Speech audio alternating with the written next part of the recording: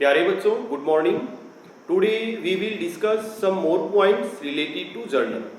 Point number 1 is opening entry. What do you mean by opening entry? बच्चों, कोई भी business enterprise है, उसका अकाउंटिंग ईयर नॉर्मली कब स्टार्ट होता है? 1 अप्रैल। जैसे मैंने आपको पहले ही बताया था, 1 अप्रैल से लेके 31 मार्च ये होता है financial year. And normally the business enterprise adopts financial year as its accounting year. As per income tax act सभी बिजनेसमैन इसी को अपना अकाउंटिंग ईयर फॉलो करते हैं। तो बच्चों, जब भी कोई नया साल स्टार्ट होता है, नया अकाउंटिंग ईयर स्टार्ट होता है, कब स्टार्ट होता है? 1 अप्रैल। सपोज करंट ईयर इज 2015-16, तो करंट ईयर स्टार्ट कब होगा? 1 अप्रैल 2015 को। तो जब कोई नया साल 1 अप्रैल को स्टार्ट होता है, तो सबसे पहले हम जर्नल में क्या करते हैं? बच्चों, अभी एक दिन पहले जो बैलेंस शीट हमने बनाई है, बैलेंस शीट कब बनती है? At the end of the year. तो 31 मार्च को हमने बैलेंस शीट बनाई होगी। बैलेंस शीट में क्या शो करते हैं? Assets, liabilities and capital. तो जैसे ही अगला साल स्टार्ट होएगा 1 अप्रैल को, तो पहले ही दिन जर्नल में सबसे पहले हम क्या करेंगे? पिछले साल की एसेट्स, लायबिलिटीज और कैपिटल के जो बैलेंसेस हैं, उनको कैरी फॉरवर्ड करेंगे। उन बैलेंसेस को हम आगे लेके आएंगे। तो उसके लिए हम जो एंट्री करेंगे, उस एंट्री को क्या कहेंगे? Opening entry. ओपनिंग एंट्री इसलिए कहते हैं क्योंकि हर साल जर्नल में सबसे पहले दिन सबसे पहली एंट्री यही होती है, to carry forward the balances of assets and liabilities of previous year to the current year. Such an entry is known as opening entry. देखिए बच्चों, ऊपर डेफिनेशन लिखी हुई है। Opening entry is a compound entry. Compound आप समझ गए होंगे, क्योंकि इसमें 2 या 2 से ज्यादा अकाउंट डेबिट होते हैं या क्रेडिट होते हैं। It is a compound entry which carries forward all the balances of assets and liabilities of previous year to the current year. It is a compound entry which carries forward all the balances of assets and liabilities of previous year to the current year. उस entry को क्या कहेंगे? Opening entry. अब example की help से मैं आपको बताता हूं, तभी क्लियर होएगा। देखिए, क्वेश्चन मैंने बोर्ड पर लिखा हुआ है। क्या लिखा है? The following balances appeared in the books of Vishal stores on 1 अप्रैल 2015। 1 अप्रैल को आपको बैलेंसेस दिए हुए हैं। किस किस के बैलेंस? एसेट्स और लायबिलिटी के। ये कौन से बैलेंस है? ये पिछले साल के क्लोजिंग बैलेंस है, और इन बैलेंसेस को हमने आगे लेके आना है। तो देखिए, एसेट्स के बैलेंस है, लायबिलिटी के बैलेंस है। करंट ईयर कब स्टार्ट हो रहा है बच्चों? 1 अप्रैल 2015। तो जर्नल में सबसे पहले दिन सबसे पहले हम ओपनिंग एंट्री करेंगे। अब देखिए कैसे करेंगे, क्वाइट सिंपल। हमने लास्ट ईयर के एसेट्स और लायबिलिटीज के बैलेंसेस को कैरी फॉरवर्ड करना है, उन बैलेंसेस को आगे लेके आना है। तो बच्चों, आपको पता होना चाहिए एसेट्स का कौन सा बैलेंस होता है? Debit balance. लायबिलिटीज का कौन सा बैलेंस होता है? Credit balance. और कैपिटल का भी कौन सा बैलेंस होता है? Credit balance. तो जितनी भी एसेट्स आपको दी हुई है, सबके हम डेबिट करेंगे, सभी के बैलेंसेस को। एसेट्स को आपने डेबिट करना है और लायबिलिटी को आपने क्रेडिट करना है, because assets have always debit balance and liabilities have always credit balance. Very simple. अब देखिए क्या एंट्री होगी। कैश बैलेंस कितना है? 15,000। Cash account debit 15,000। बच्चों, फॉर्मेट आप खुद बनाते रहना, मैं केवल एंट्री डिस्कस कर रहा हूं, फॉर्मेट आप बना सकते हो। बैंक बैलेंस 5,000 है। Bank account debit how much? 5,000।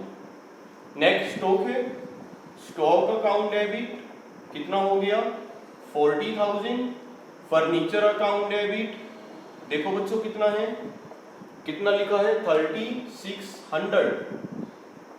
आगे डेटर्स है 24,000, लेकिन डेटर्स में 3 है, एक्स, वाई और जेड, तीनों ही डेटर हैं, और हर एक का अकाउंट अलग अलग होता है।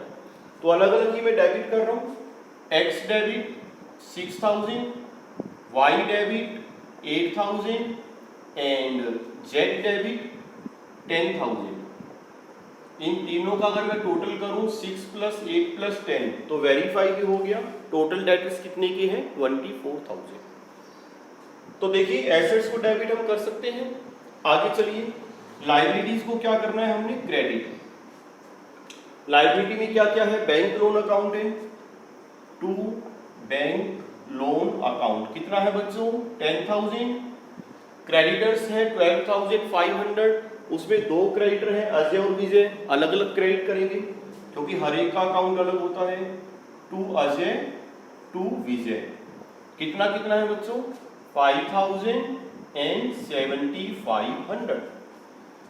तो एसेट्स को हमने डेबिट कर दिया, लायबिलिटीज को हमने क्रेडिट कर दिया। लेकिन अगर एक बात आपने ऑब्जर्व की हो, इन्होंने कैपिटल का बैलेंस नहीं दिया, जबकि कैपिटल अकाउंट ऐसा अकाउंट है जो पक्का एग्जिस्ट करता है। हर बिजनेस में कैपिटल अकाउंट तो होगा ही। सोचकर देखिए बच्चों, अगर बिजनेस हम कर रहे हैं तो कुछ ना कुछ तो कैपिटल लगाई होगी ना, कैपिटल अकाउंट तो होना ही चाहिए। तो एसेट्स हमारे सामने है, लायबिलिटीज हमारे सामने है, कैपिटल हम निकाल सकते हैं। Capital is equal to assets minus liabilities. अब देखिए यहां का टोटल कितना है बच्चों? चेक करिए। 15, 5, 20, 40, 60, 63, 69, 77, 87, 87,600। एसेट्स का टोटल कितना हो गया? 87,600। यहां पे लिख देता हूं। और लायबिलिटीज का टोटल देखिए कितना है? 15, 22,500। तो डिफरेंस कितना नजर आ रहा है? 65,100। बच्चों ये जो डिफरेंस हमें नजर आ रहा है credit side, what is this? This is capital, this is missing figure. इन्होंने जानबूझकर नहीं बताया लेकिन हमें पता है assets minus external liabilities is equal to capital. तो यहां पर क्या लिखेंगे? टू कैपिटल अकाउंट, और ब्रैकेट में आप ये भी लिखोगे बैलेंसिंग फिगर। कि जी ये फिगर हमें कैसे पता लगी? बैलेंसिंग फिगर, ये जो बैलेंस आ गया यही कैपिटल है। अगर हम ब्रैकेट में बैलेंसिंग फिगर लिख देते हैं फिर आपको ये वर्किंग नोट प्लस माइनस करके दिखाने की जरूरत नहीं है। नरेशन बच्चों लिख सकते हैं assets and liabilities brought forward. ये है ओपनिंग एंट्री। क्वाइट सिंपल है बच्चों। एसेट्स को डेबिट करिए, लायबिलिटीज को डेबिट करिए, और जो गलत बोल गया, एसेट्स को डेबिट कीजिए, लायबिलिटी को क्रेडिट कीजिए, और कैपिटल को भी क्या करेंगे? क्रेडिट। क्लियर है? देखो कहीं कोई डाउट तो नहीं है। कंपाउंड एंट्री इसलिए कहा गया है क्योंकि इसमें मल्टीपल अकाउंट्स डेबिट है और मल्टीपल अकाउंट्स क्रेडिट है। We know that when more than one account is debited और credited, this is known as compound entry. तो ये ओपनिंग एंट्री है, कंपाउंड एंट्री है, which carries forward all the balance of assets and liability of the previous year to the current year। बच्चों इस question को मैं थोड़ा चेंज कर रहा हूं। मान लीजिए यही क्वेश्चन है और कैपिटल हमें दी हुई है, कैपिटल हमें दी हुई है और कितनी दी हुई है? 70,000। Capital is given and how much? 70,000। तो देखिए कैसे करेंगे। अब ये बैलेंसिंग फिगर आपने नहीं लिखना और ये कितना लिखोगे? 70,000। अब भी दिक्कत आ रही है बच्चों। क्या दिक्कत आ रही है? डेबिट और क्रेडिट का टोटल मैच नहीं कर रहा। डेबिट का टोटल कितना है? अभी मैंने किया था टोटल, एक बार बुक की हेल्प ले लेते हैं।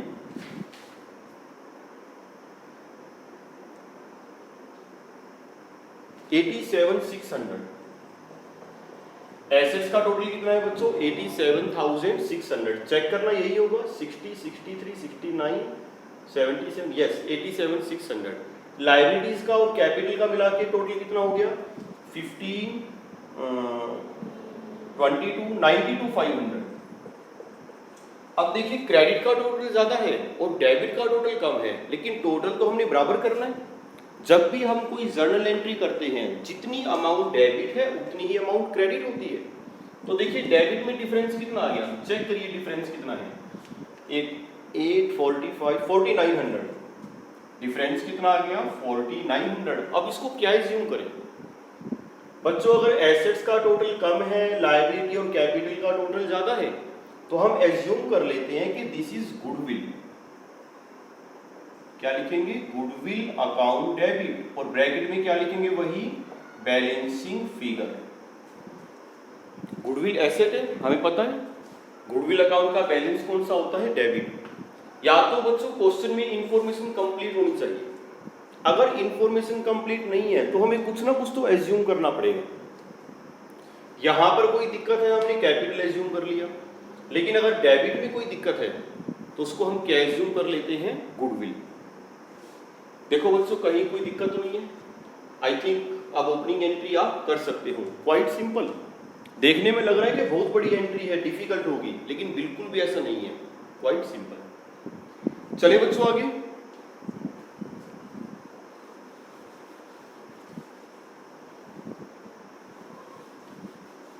आगे चलते हैं।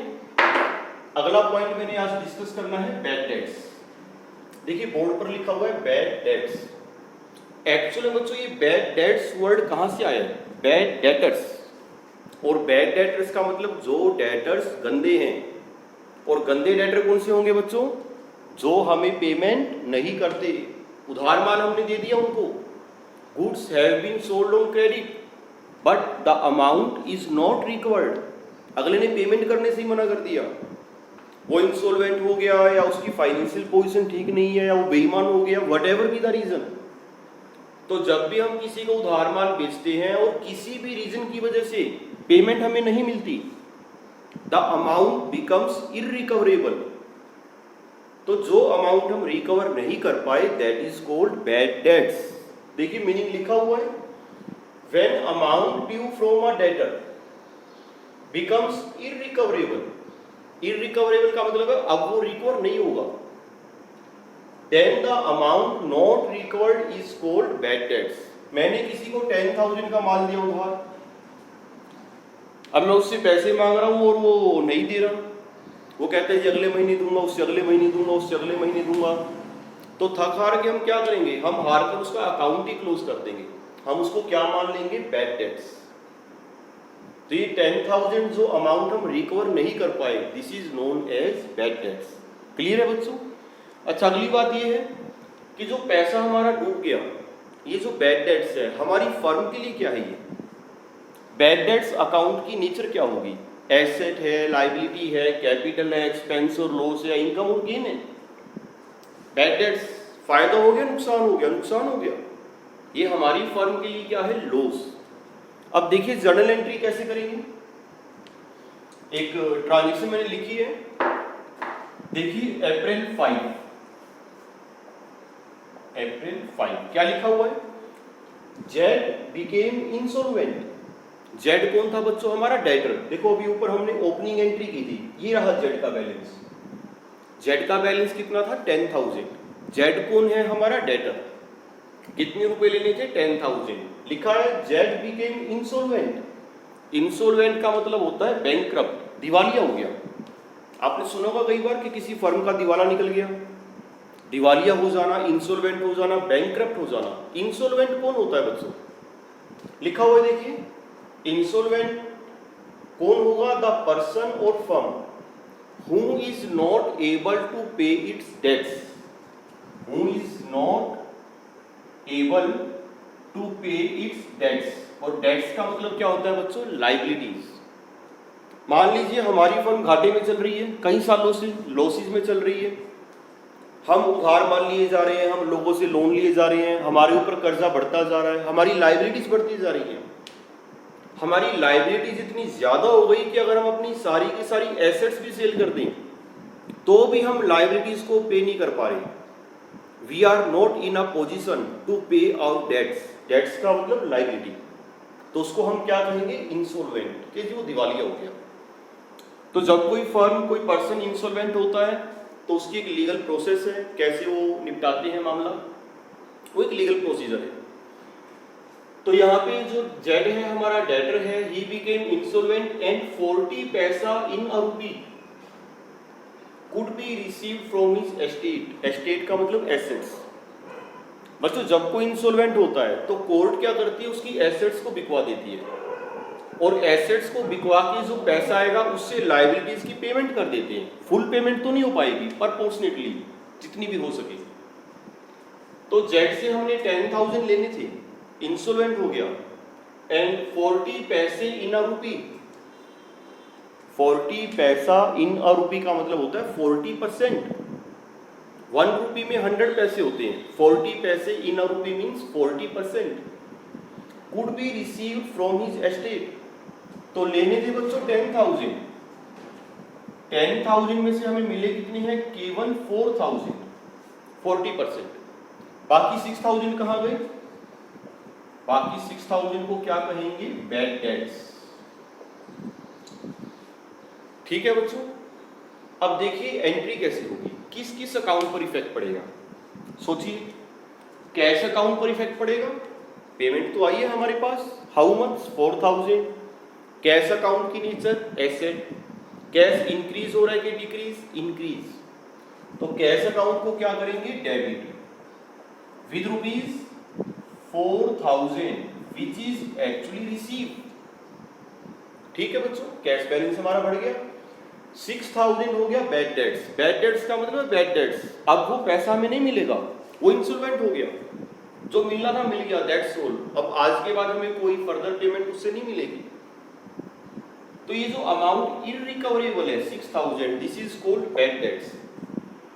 बैड डेट्स अकाउंट की नेचर क्या है, एक्सपेंस, लॉस, इनकम, गेन। ये लॉस है, फर्म के लिए नुकसान हो गया, और रूल क्या कहता है, debit the expenses and losses. तो बैड डेट्स अकाउंट को भी क्या करेंगे, डेबिट। डेबिट क्यों कर रहे हैं बच्चों, because it is loss, right. अब तीसरा किस अकाउंट पर इफेक्ट पड़ेगा, जेड अकाउंट। जेड कौन था बच्चों हमारा, डेटर। डेटर का मतलब एसेट, जेड अकाउंट की नेचर क्या है, एसेट। अब यहां पर देखो डेटर इंक्रीज हो रहे हैं कि डिक्रीज, डेटर तो कम हो गए, और जब कोई एसेट कम होती है हम उसे क्या करते हैं, क्रेडिट। तो जेड को हम क्या करेंगे बच्चों, क्रेडिट, क्योंकि डेटर कम हो गए। और कितने से क्रेडिट करेंगे, पूरे 10,000 से, so that his account is close, तभी तो अकाउंट क्लोज होगा। नरेशन आप लिख लोगे कि 40% received from Z and remaining bad debts. देखो बच्चों कुछ क्लियर हुआ या नहीं हुआ, cash account debit, bad debts account debit to Z, जेड्स अकाउंट इज क्लोज। अच्छा बच्चों, यही क्वेश्चन मैं चेंज कर रहा हूं, आपने बताना है सोचकर। अगर यहां पे लिखा होता Z became insolvent and nothing could be received from his estate, nothing could be received from his estate, कि जी कुछ नहीं मिला उसकी प्रॉपर्टी से, उसकी एसेट से कुछ भी नहीं मिला। इसका मतलब क्या हो गया, सारा का सारा बैड डेट्स, 10,000 लेने थे, सारा का सारा पैसा डूब गया। अब क्या एंट्री होगी सोचिए, 5 सेकंड आपको दे रहा हूं बच्चों, सोचिए। अगर 10 के 10,000 डूब जाते हैं, what will be the journal entry. Journal entry क्या होगी, bad debts account debit 10,000 to Z 10,000। I think clear हो गया होगा बच्चों। तो 2 पॉइंट हो गए आज के। ओपनिंग एंट्री मैंने आपको बता दी, बैड डेट्स मैंने आपको बता दिया, इंसॉल्वेंट का मतलब भी हो गया। एक ट्रांजैक्शन और डिस्कस कर लेते हैं, अप्रैल 10th अप्रैल। देखिए अच्छा पॉइंट है, लिखा है ओल्ड न्यूज़पेपर सोल्ड 200, रद्दी अखबार बेचे, पुराने अखबार बेचे हैं 200 के, और साथ में लिखा है आज ही ओल्ड फर्नीचर सोल्ड, हमारे पास फर्नीचर था पुराना हो गया, वो भी हमने सेल कर दिया, एंड हाउ मच, 3,000। टोटल कितनी पेमेंट हमें मिली है बच्चों, इकट्ठी एंट्री हम कर सकते हैं क्योंकि दोनों ट्रांजैक्शन की डेट सेम है, अप्रैल 10, दोनों ट्रांजैक्शन की नेचर भी सेम है, पैसा आ रहा है दोनों ट्रांजैक्शन में, रिसीट। तो दोनों की हम इकट्ठी एंट्री करेंगे जिसको हम कहते हैं कंपाउंड जर्नल एंट्री। तो सोचिए बच्चों, कैश अकाउंट पर इफेक्ट पड़ेगा, यस और नो, यस। कैश बैलेंस बढ़ रहा है कि कम हो रहा है, कैश तो एसेट है, नेचर। कैश इंक्रीज हो रहा है, that's why cash account will be debited. कितने से डेबिट करें, 200 प्लस 3,000 कितना हो गया, 3,200। ठीक हो गया। पहले फर्नीचर की बात कर लेते हैं। फर्नीचर अकाउंट पर इफेक्ट पड़ेगा? यस। फर्नीचर अकाउंट की नेचर एसेट। फर्नीचर इंक्रीज हो रहा है कि डिक्रीज? फर्नीचर तो कम हो गया, बेच दिया आपने, तो फर्नीचर अकाउंट को क्या करेंगे? क्रेडिट टू फर्नीचर अकाउंट कर दें क्रेडिट, क्योंकि एसेट कम हो रही है। How much? 3000। कुछ बच्चे यहां पर लिखते हैं टू ओल्ड फर्नीचर अकाउंट, वो गलत हो जाएगा बच्चों। फर्नीचर अकाउंट होता है, ओल्ड फर्नीचर अकाउंट तो कुछ होता ही नहीं, राइट। आगे चलिए, लिखा है ओल्ड न्यूज़पेपर सोल्ड। 200 रुपए के 200 के हमने पुराने रद्दी अखबार भी बेचे हैं, तो 200 आपने और क्रेडिट करने हैं। तो देखो किसे क्रेडिट करें? Which account should be credited? आपने ये नहीं लिखना कि to newspaper account, to old newspaper account, no, never. बच्चों जो रद्दी अखबार है वो कोई अपनी एसेट थोड़ी है। हाँ, फर्नीचर हमने बेचा है, फर्नीचर एसेट है। एसेट इंक्रीज हो रही है डेबिट, एसेट डिक्रीज हो रही है क्रेडिट। अच्छा, एक बात यहाँ पे मोर क्लियर कर देता हूँ, टू सेल अकाउंट भी नहीं करना, क्योंकि मैंने आपको बताया था कि in accounting the term sale is used only for sale of goods. तो फर्नीचर अकाउंट को यहाँ क्रेडिट कर दिया क्योंकि एसेट है, एसेट कम हो गई। तो ऐसा ना हो कि आप यहाँ पे लिख दो to old newspaper account, no, गलत हो जाएगा। जो रद्दी अखबार है वो कोई एसेट थोड़ी है अपनी।